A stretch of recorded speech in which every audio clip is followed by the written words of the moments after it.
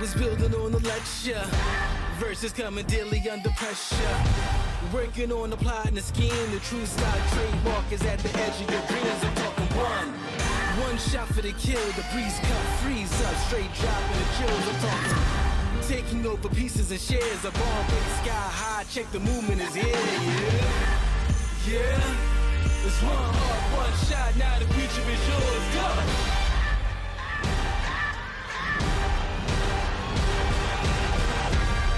Turning dreams into reality. In the lab with the formula and chemistry.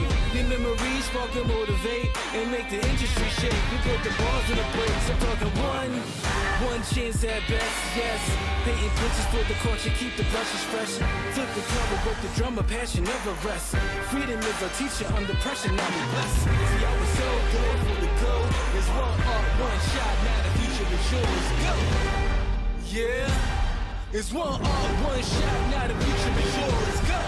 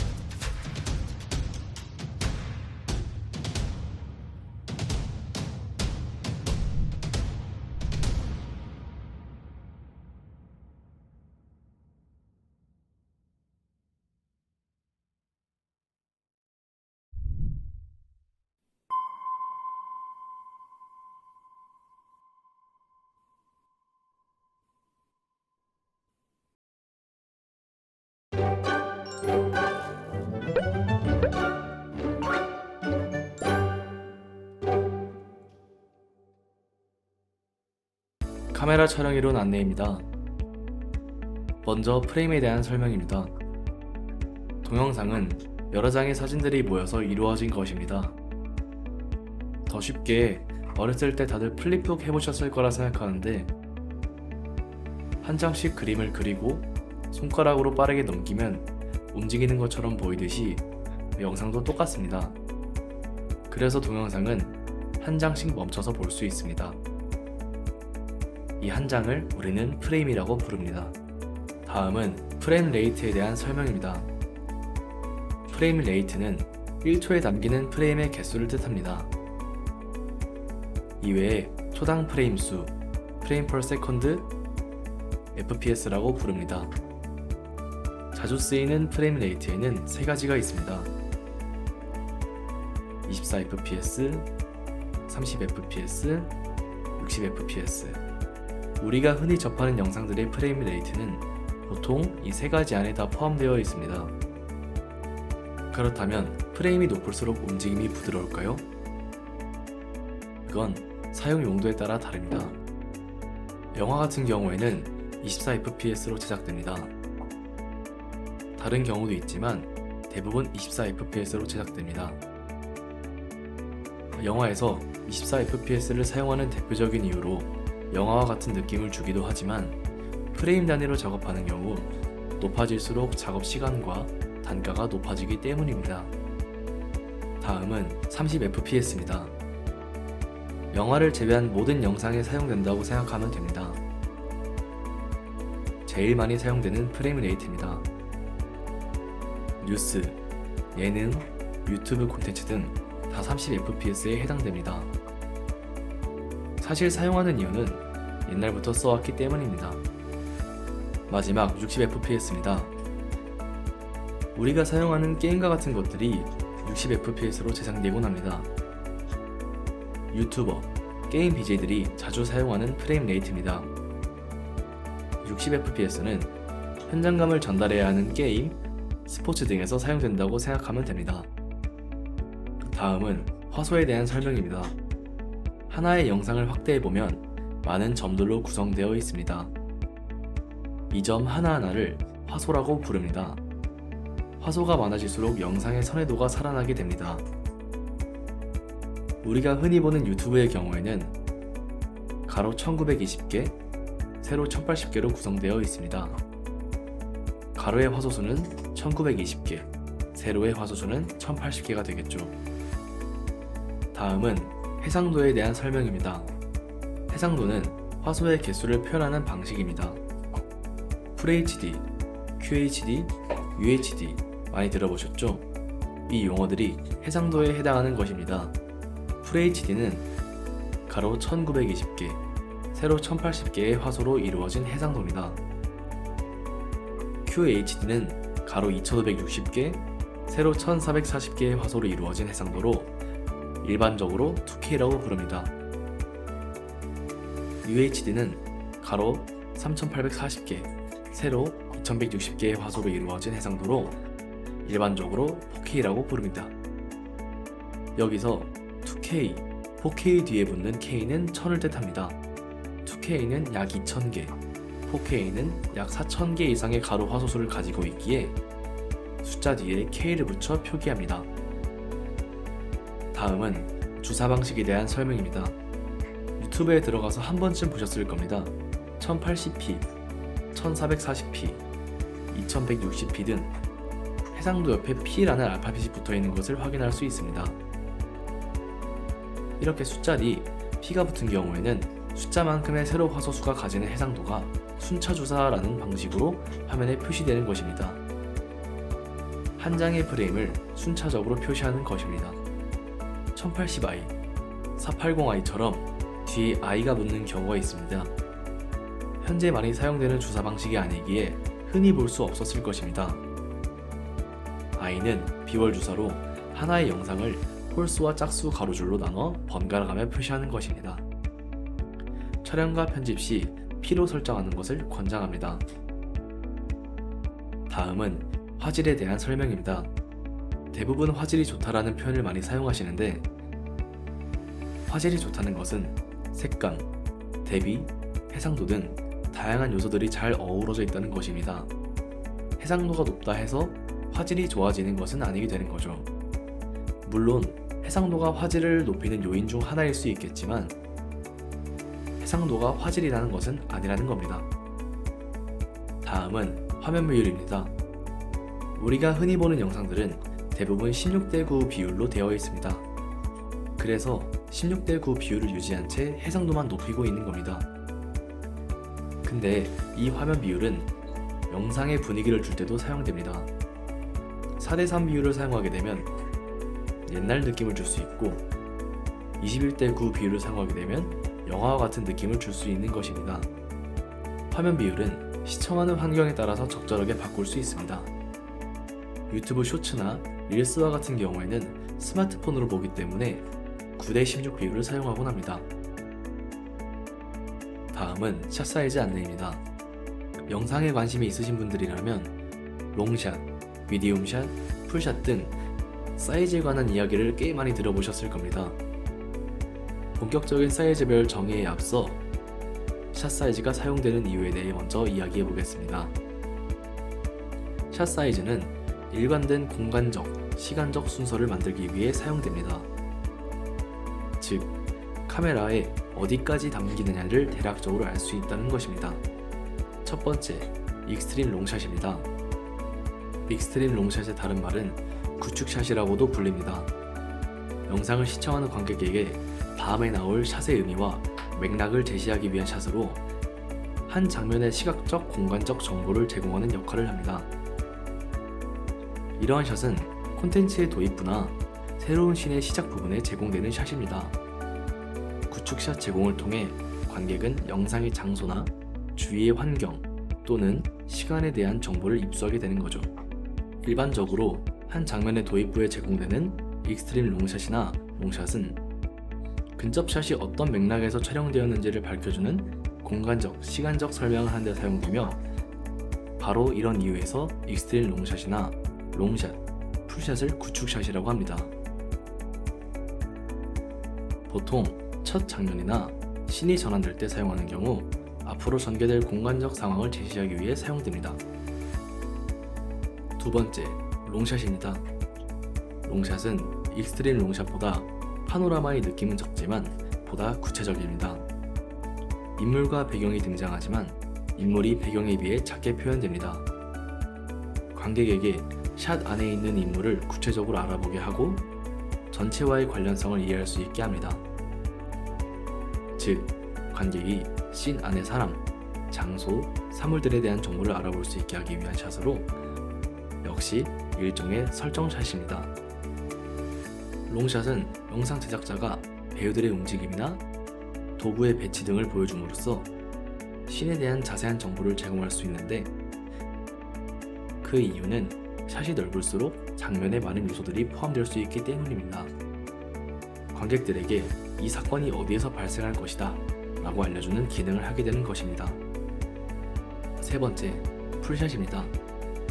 이 샷은 인물의 몸 전체를 머리끝에서 발끝까지 화면에 담는 것으로 인물에 초점을 두고 머리부터 발끝까지 화면이 꽉 채워서 인물의 몸 전체가 나오도록 하여 인물의 전체적인 모습을 살펴볼 수 있고 주로 상황 설명을 하기 위해 사용됩니다.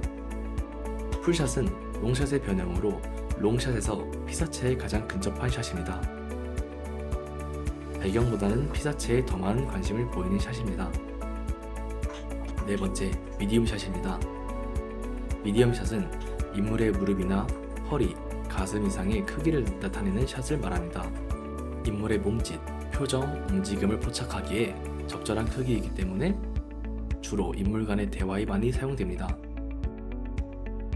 미디움 샷은 니샷, 웨이스트 샷, 바스트 샷까지 세 가지로 나눠볼 수 있습니다. 니샷과 웨이스트 샷은 각 인물의 무릎과 허리 이상의 상반신을 보여주는 샷이고 상반신의 움직임을 보여줄 때 사용됩니다. 바스트 샷은 머리끝에서 가슴까지 보여주는 샷으로 촬영 중 가장 많이 사용되는 샷입니다. 배경에 대한 정보보다 인물의 표정이나 이야기에 관심을 가질 수 있게 집중시키고 주로 뉴스나 인터뷰와 같은 영상에 사용됩니다. 이처럼 미디움샷은 장면 해설, 움직임, 추격이 필요한 상황과 클로즈업과 롱샷 사이의 전환이 필요할 때 사용됩니다. 클로즈업을 보여주다가 미디움샷으로 돌아오면 관객은 좀 더 넓은 씬, 행동, 장소를 상기시킬 수 있다는 장점이 있습니다. 다섯 번째, 클로즈업입니다. 클로즈업은 비교적 작은 피사체, 가령 인물의 얼굴이나 커피잔 등을 찍는 샷입니다. 인물의 표정, 감정 변화 표현 시 사용되며 미디엄샷, 바스트샷에 비해 주관적인 느낌을 줍니다. 또한 클로즈업은 피사체의 중요성을 부각하고 함축적인 의미를 암시하게 하며 관객의 주의를 집중시키는 샷이기도 합니다. 마지막 샷 사이즈는 익스트림 클로즈업입니다. 익스트림 클로즈업은 클로즈업의 변형입니다. 따라서 인물의 눈이나 입술 등의 특정 부위를 화면에 가득 차게 보여줍니다. 인물이 입술이나 눈썹을 움직이는 등 아주 사소한 움직임으로도 인물의 심리 상태를 극단적으로 표현하고 관객에게 전달할 수 있습니다. 다음은 화면 구도 안내입니다. 방금까지 샷 사이즈에 대해 공부를 했고 이번엔 카메라 구도입니다. 카메라 앵글은 시청자가 촬영 대상에 지각하는 방향과 각도를 결정하는데 아주 중요한 역할을 합니다. 즉, 구도를 선택하는 건 촬영의 피사체와 시청자 사이의 관계를 결정합니다. 본격적으로 설명에 들어가겠습니다. 첫 번째, 아이 레벨입니다. 사람의 눈높이에서 촬영되는 샷입니다. 아이 레벨의 화면들은 대체로 안정적이며 무난하게 사용이 가능한 샷들이며 인물의 역동적 구도와 대조적으로 쓰일 수 있습니다. 두 번째, 로우 앵글입니다. 로우 앵글 샷은 카메라가 위를 향하도록 촬영하는 것으로 안각샷이라고도 합니다. 밑에서 위로 올려다보며 촬영하는 샷으로 아래서부터 촬영되는 인물은 공포감, 경외심, 그리고 존경심을 나타낼 수 있습니다. 대통령, 재판관, 조직 보스 같은 중요한 인물을 촬영할 때 이 같은 기법으로 같은 효과를 낼 수 있습니다. 이런 이유로 로우 앵글은 선전 영화나 영웅주의를 묘사하는 장면에서 자주 쓰입니다. 두려움이나 흥분을 유발하거나 피사체를 더 힘있고 강하게 보이고자 할 때 지평선을 낮추어 배경을 제거하려고 할 때 하늘을 배경으로 피사체를 잡고자 할 때도 로우 앵글을 사용합니다. 심리적으로 볼 때도 로우 앵글은 피사체의 중요성을 강조할 수 있습니다. 세 번째, 하이 앵글입니다. 하이 앵글 샷은 피사체를 향해 카메라를 아래로 숙여 촬영하는 샷으로 부감샷이라고도 합니다. 하이 앵글은 로우 앵글과 반대로 인물을 왜소하게 만들거나 나약한 존재로 표현하고자 할 때 사용됩니다. 하이 앵글이라고 해서 반드시 높은 곳에 카메라를 설치해야만 하는 것은 아닙니다. 예를 들어 서 있는 인물과 앉아 있는 인물을 촬영할 때 서 있는 인물의 위치에서 앉아 있는 인물을 내려다보는, 즉 카메라맨의 눈높이보다 아래로 향하게 되는 경우도 역시 하이 앵글입니다. 또 땅을 기어가는 개미의 무리를 촬영하는 것도 하이 앵글이라 할 수 있습니다. 모든 앵글은 카메라와 피사체의 관계에서 상대적이므로 피사체와 카메라의 높이와의 관계에서 얘기되어야 합니다. 네 번째, 터치 앵글입니다. 터치 앵글은 카메라를 옆에서 비스듬히 기울이는 것으로 영상이 대각선으로 기울어져 있습니다. 그 때문에 사각으로 촬영된 인물은 한쪽으로 넘어갈 때 불안정하게 보입니다.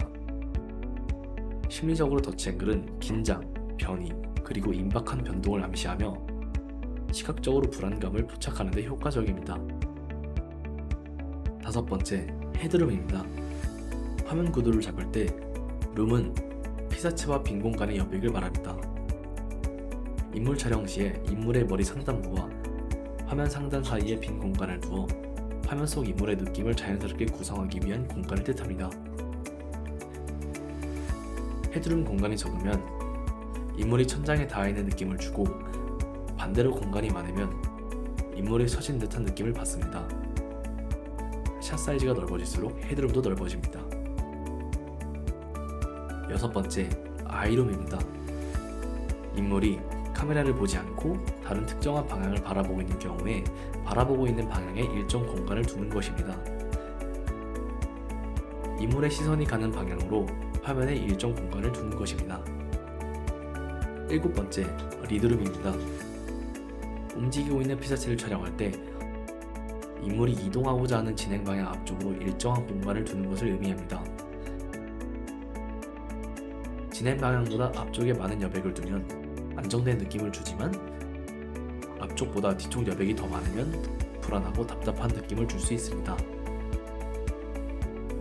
다음은 3등 분할 안내입니다.